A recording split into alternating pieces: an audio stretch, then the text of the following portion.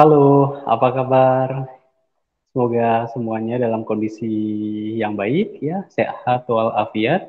Kita bertemu kembali dalam mata kuliah akuntansi biaya, di mana di minggu kedua ini ya kita akan coba pembelajaran menggunakan Google Classroom intensnya.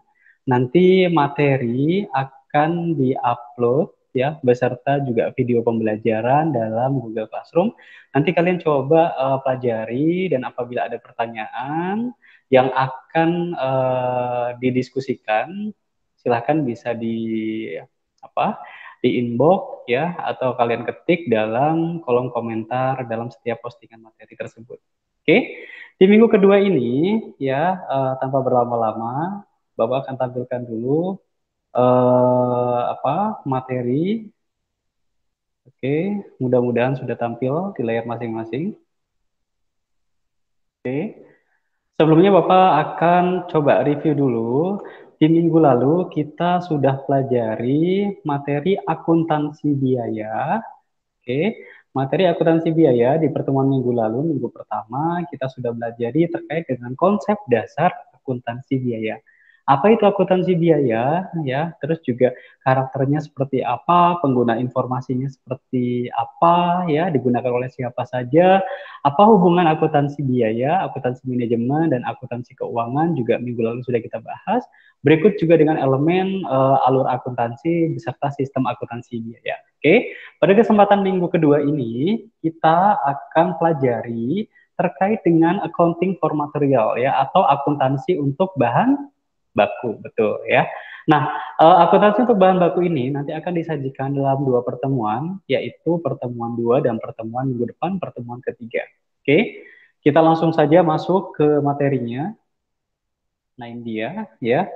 Materinya terkait dengan accounting for material ya atau akuntansi diprioritaskan atau difokuskan untuk bahan baku.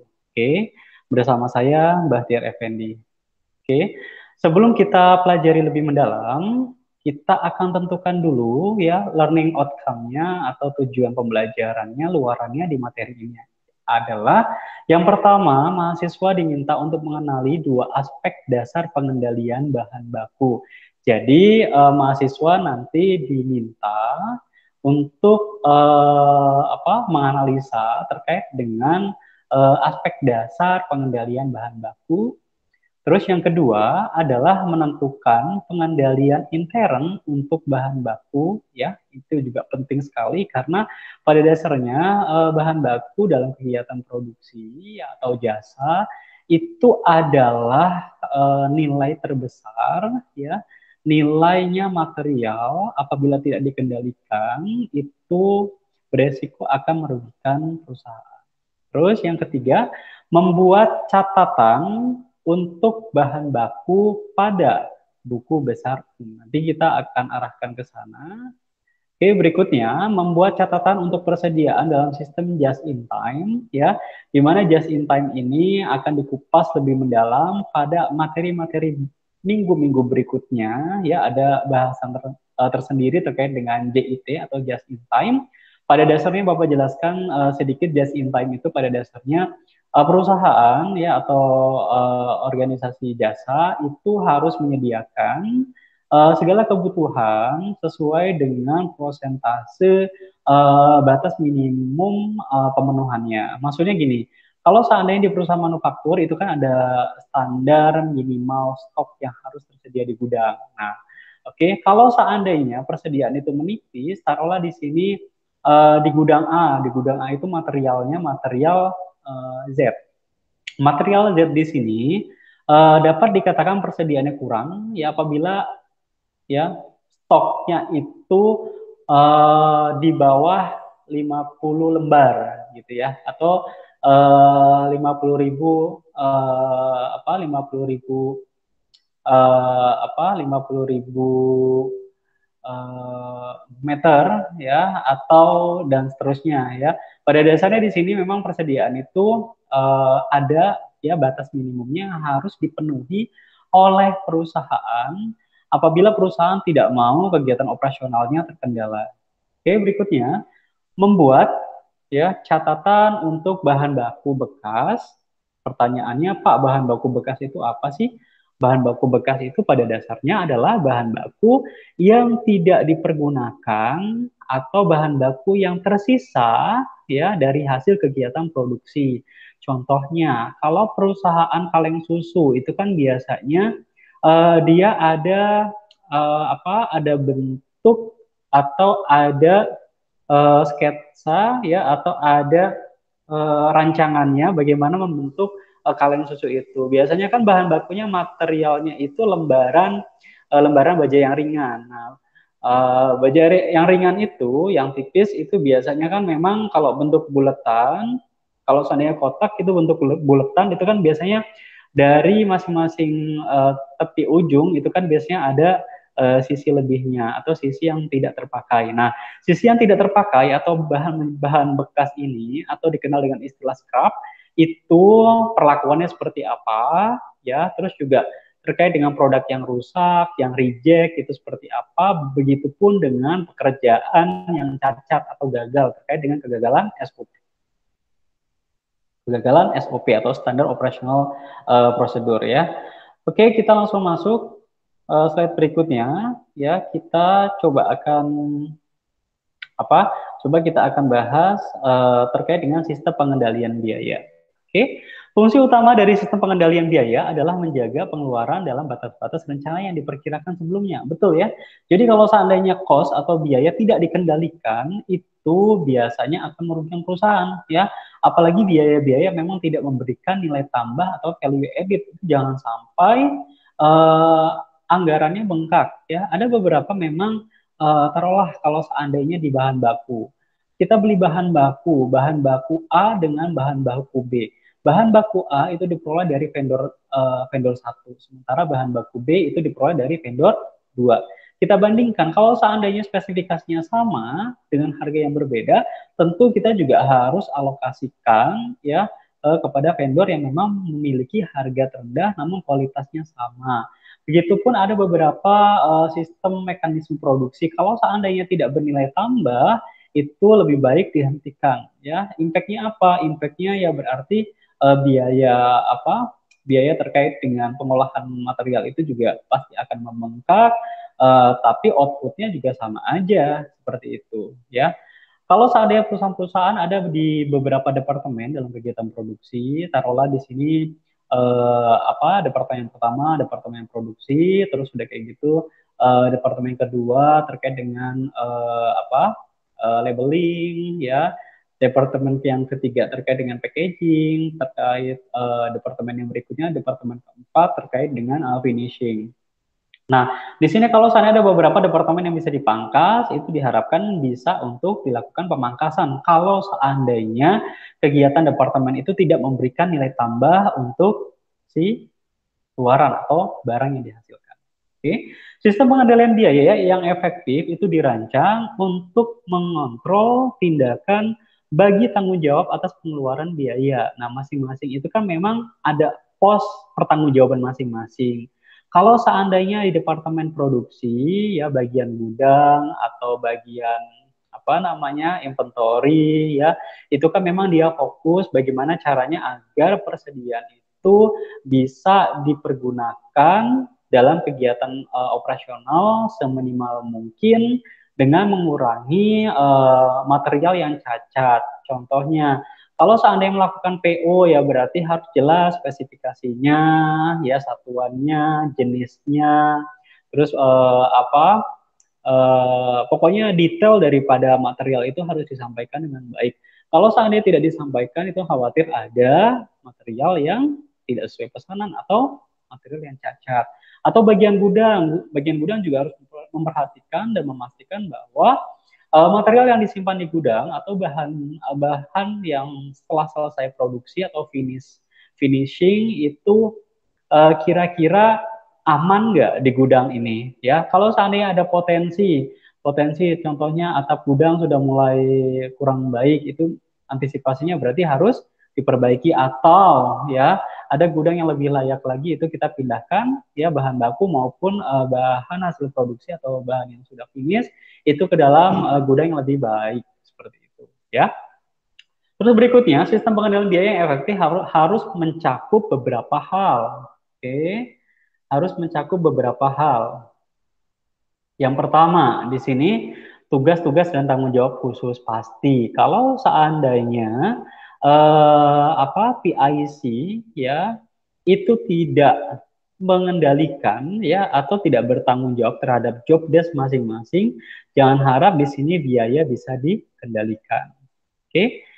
Pada dasarnya bagian procurement atau purchasing itu kan pasti tahu ya celah mana saja untuk untuk menghasilkan atau untuk membelikan barang ya yang paling rendah biayanya tapi spesifikasinya itu sesuai dengan permintaan.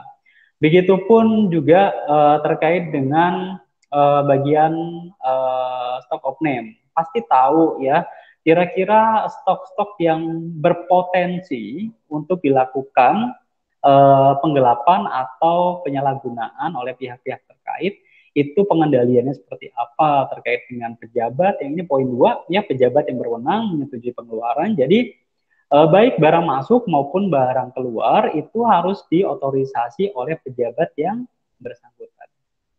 Oke, yang ketiga adalah rencana tujuan dan sasaran yang mantap. Mantap di sini adalah jelas. Kalau seandainya kita melakukan pengeluaran biaya, ya itu harus jelas tujuannya apa, impactnya apa, manfaatnya apa, urgent atau tidak, ya.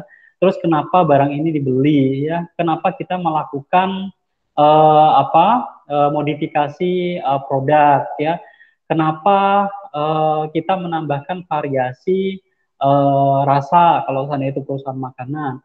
Kenapa kita memberikan pelayanan tambahan untuk perusahaan jasa? Itu juga harus jelas ya. Kira-kira tujuannya apa, sasarannya apa, itu juga harus diungkap ya. Berikutnya, laporan rutin yang menunjukkan perbedaan antara tujuan dan kinerja aktual. Nah, ini biasanya realisasi cost ya. Maksudnya adalah biasanya setiap budget itu kan pasti ada realisasinya, betul. Kalau seandainya kita anggarkan 50 juta, realisasinya seperti apa?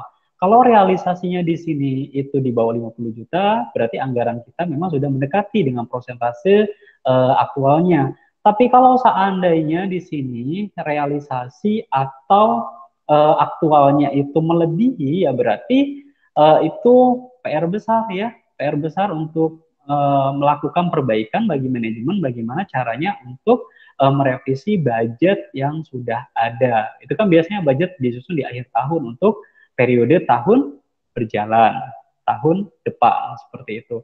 Nah, kalau seandainya memang budgetnya tidak bisa digunakan, ya budgetnya itu memang terlalu kecil, ya berarti harus direvisi, ya. Apalagi kalau seandainya kecenderungan material itu ada beberapa material yang memang ada kenaikan. Itu juga sebenarnya harusnya pada saat proses budget itu ada eh, apa? Ada penambahan ya 2-3% dari harga normal ya. Itu untuk menjembatani atau untuk mensiasati apabila ada kenaikan harga material. Oke.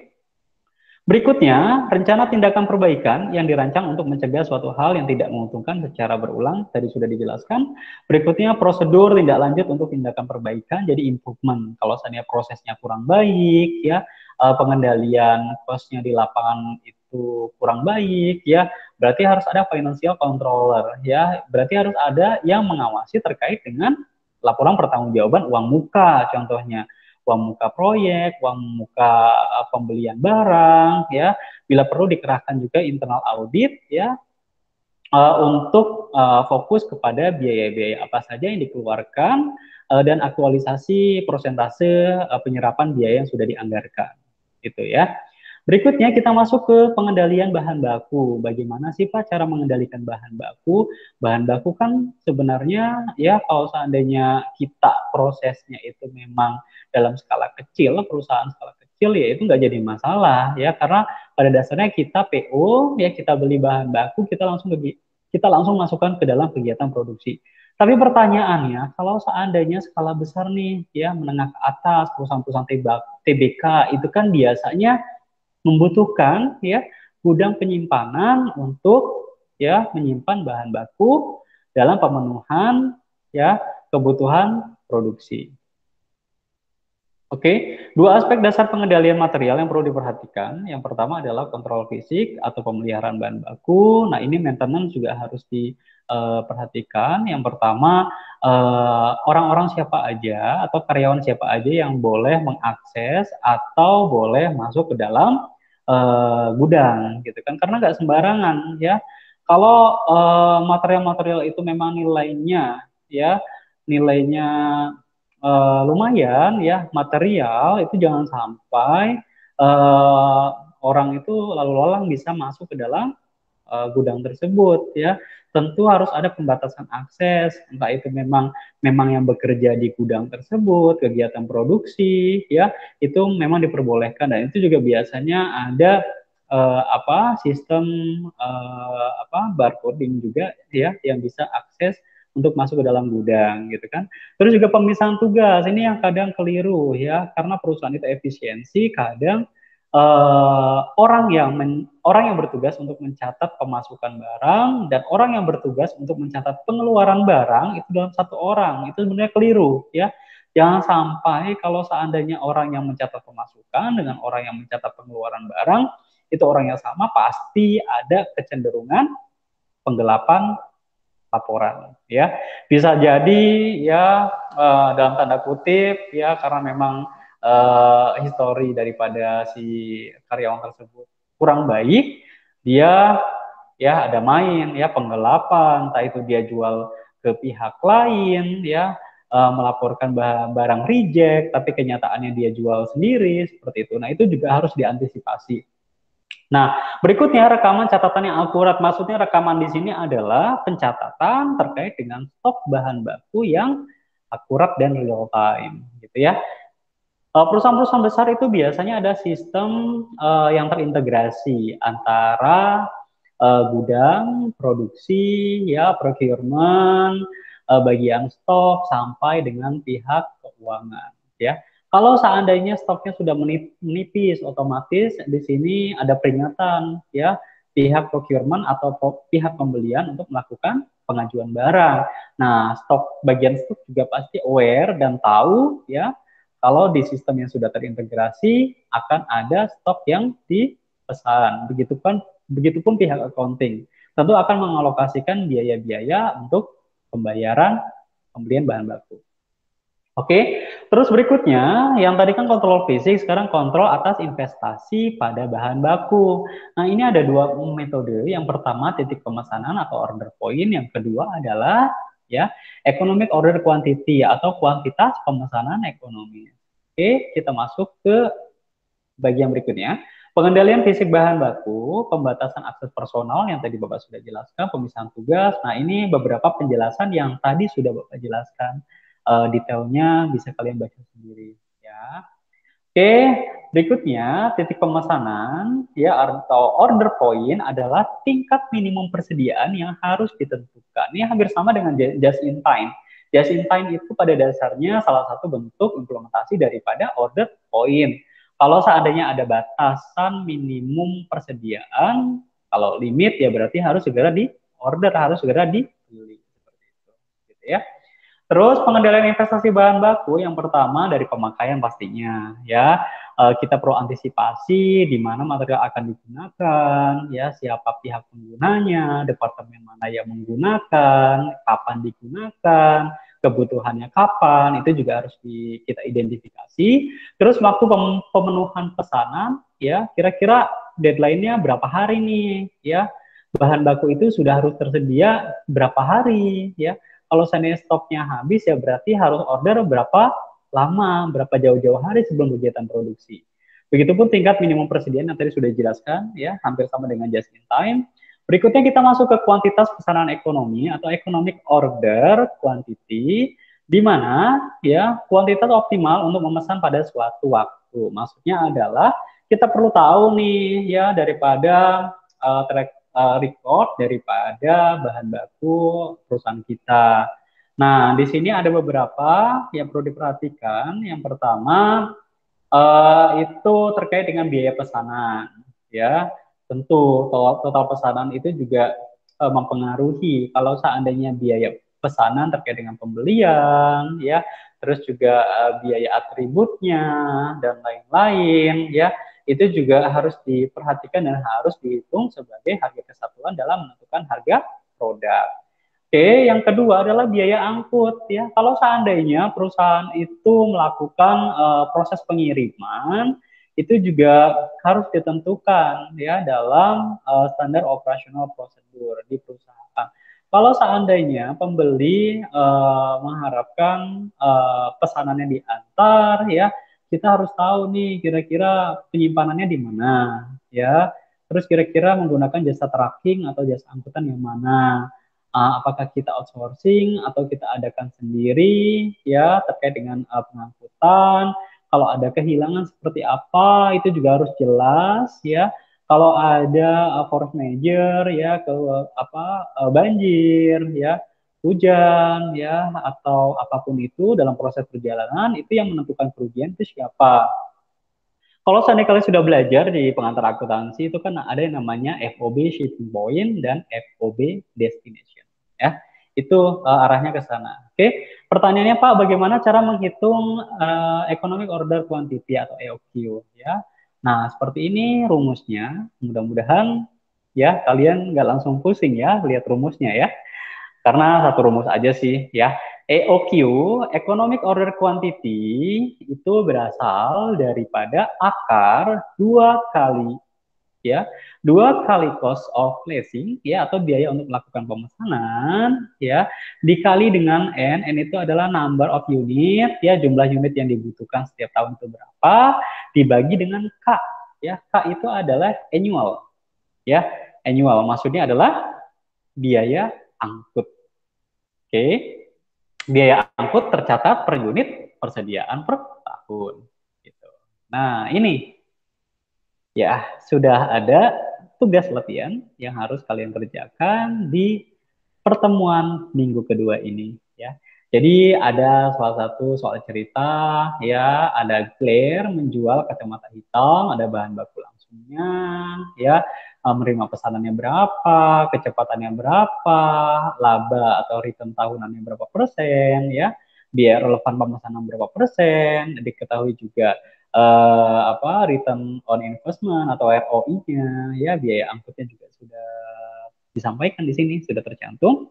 Pertanyaannya adalah Anda diminta untuk menentukan berapa economic order quantity untuk pemesanan kacamata hitam UX1S gitu ya. Jadi kalian coba kerjakan, ini menjadi tugas pertemuan kedua ini ya. Rumusnya sudah disampaikan di bagian sebelumnya, tinggal kalian identifikasi mana nilai yang C, mana N, dan mana K, tinggal kalian masukkan ke dalam persamaan rumus ini dan kalian hitung hasilnya keluar EOQ-nya berapa, gitu ya. Nah, Pak, pertanyaannya kalau seandainya saya agak kesulitan nih Pak, tugas 1, ya, kalian bisa ambil di tugas 2, ya. Jadi pada dasarnya Bapak sampaikan di sini ada 2 tugas, ya.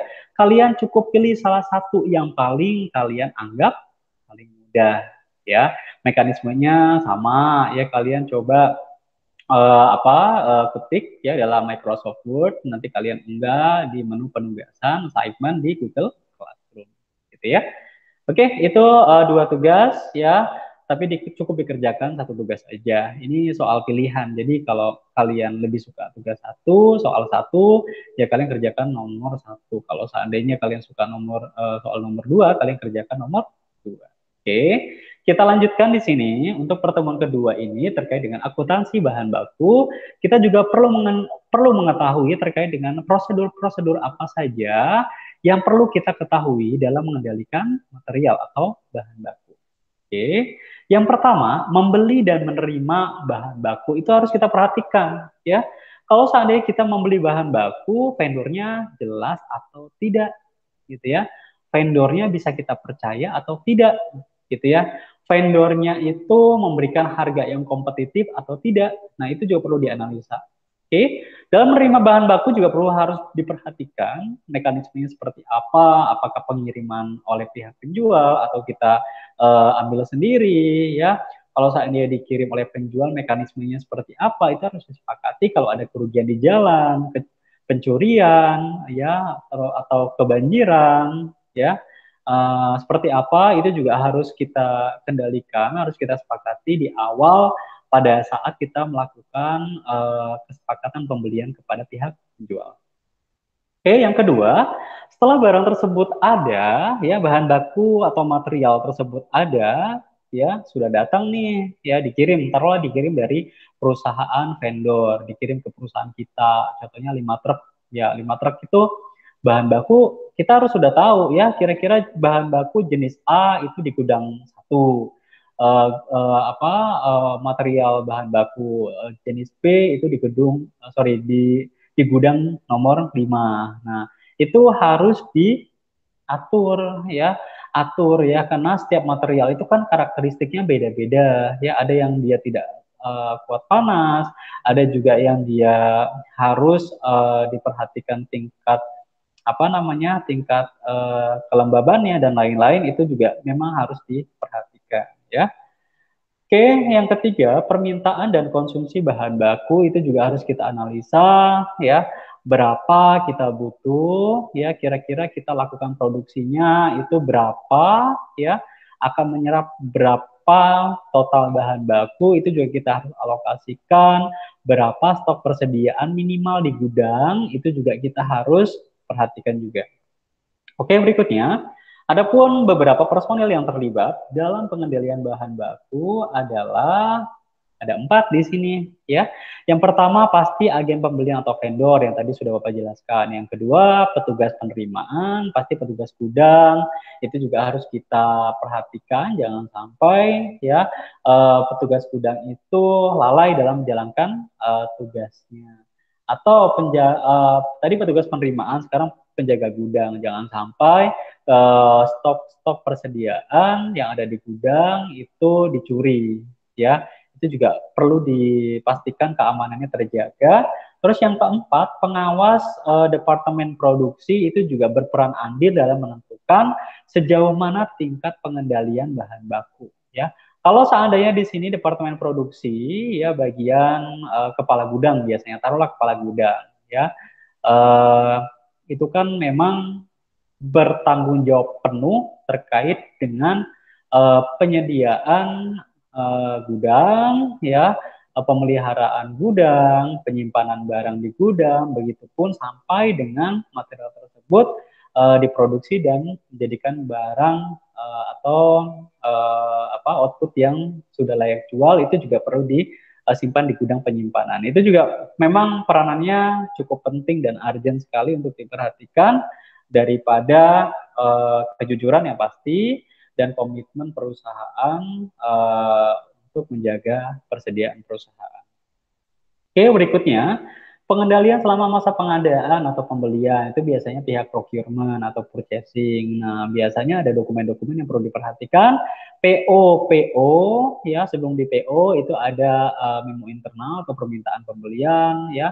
Departemen A IT itu butuh nih ya, butuh apa? Butuh material untuk merakit jaringan gitu kan. Nah, itu kan ada permintaan diajukan ke bagian pembelian melakukan order pembelian.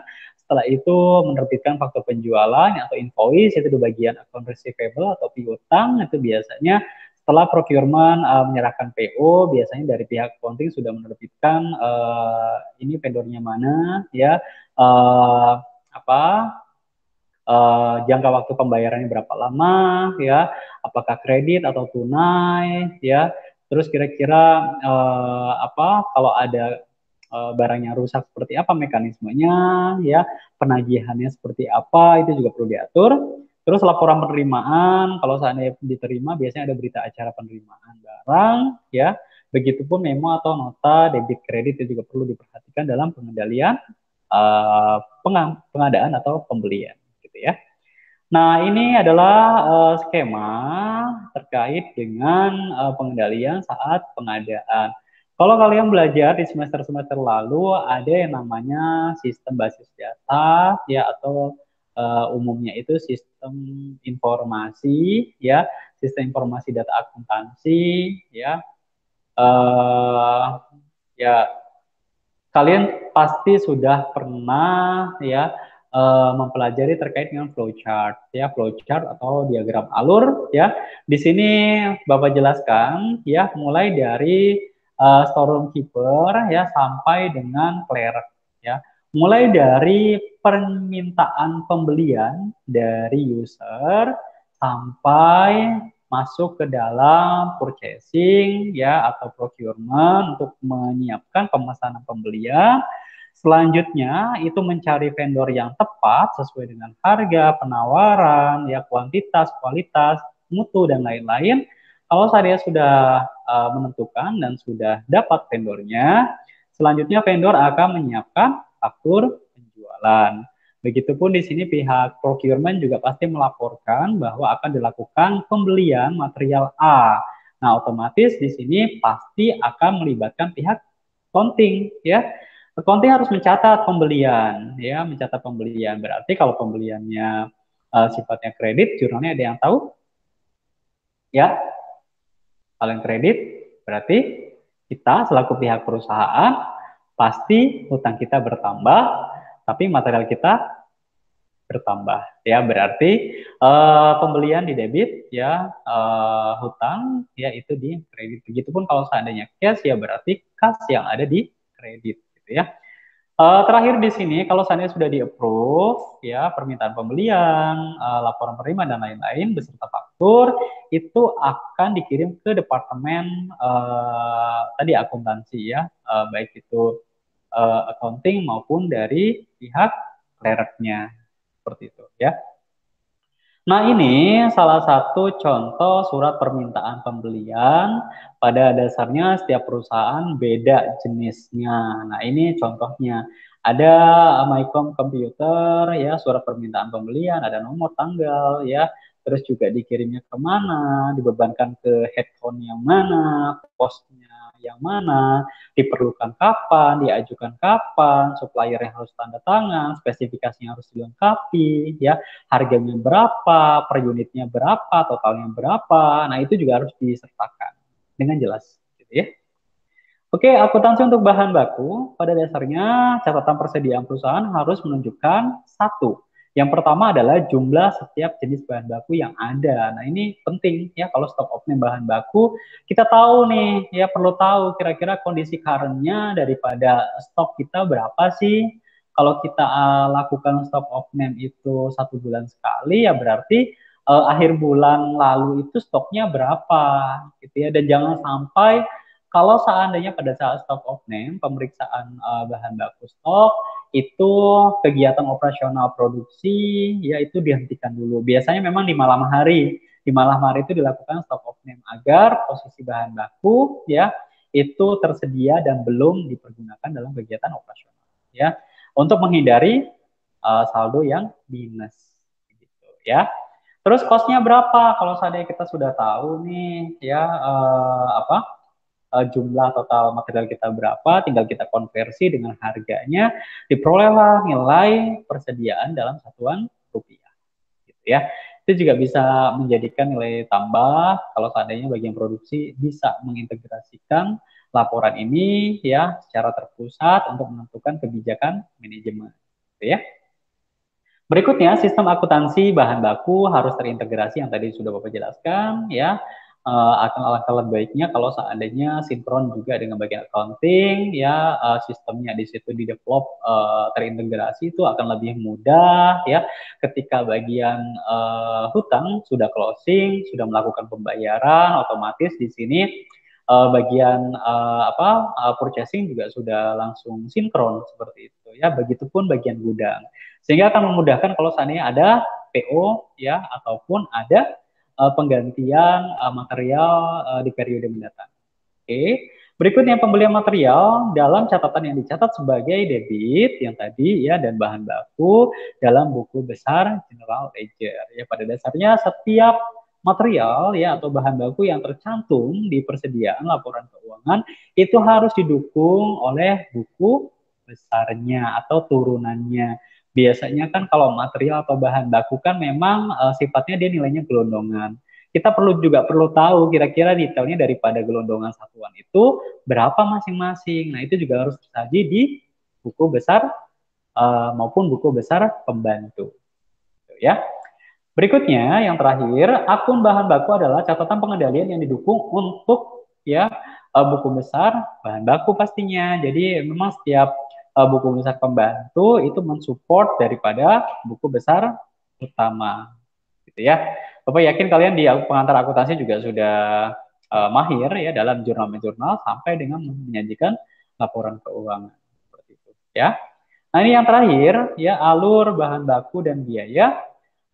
Ya, pada dasarnya alur material itu urutan di mana bahan baku sebenarnya dikeluarkan untuk digunakan dalam proses produksi. Kita harus tahu nih material ini kira-kira dibutuhkan divisi mana aja, ya.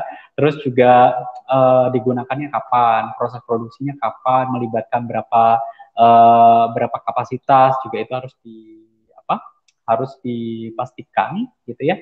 Terus alur biaya adalah urutan di mana biaya per unit yang ditentukan untuk proses bahan baku, ya. Jadi ada alur material, ada alur biaya. Biasanya alur biaya itu akan mengikuti daripada ritme alur material, gitu ya. Kalau materialnya tinggi, otomatis cost-nya juga pasti tinggi. Kalau tinggi berarti ya persediaan juga memang harus di siapa?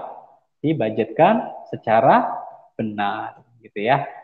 Oke, untuk pertemuan kedua ini cukup sampai di sini slide 19 karena pada dasarnya akuntansi untuk bahan baku ya itu kita sampaikan dalam dua pertemuan karena materinya cukup banyak. Silakan kalian pelajari slide 1 sampai dengan slide 19 yang sudah Bapak sampaikan, dan apabila ada pertanyaan Bapak sampaikan kembali, silakan kalian boleh komentar ya di Google Classroom atau langsung kita diskusikan di grup WhatsApp. Oke. Baik, itu saja yang bisa Bapak sampaikan ya. Terima kasih atas perhatiannya dan sampai jumpa di pertemuan minggu depan. Oke, terima kasih.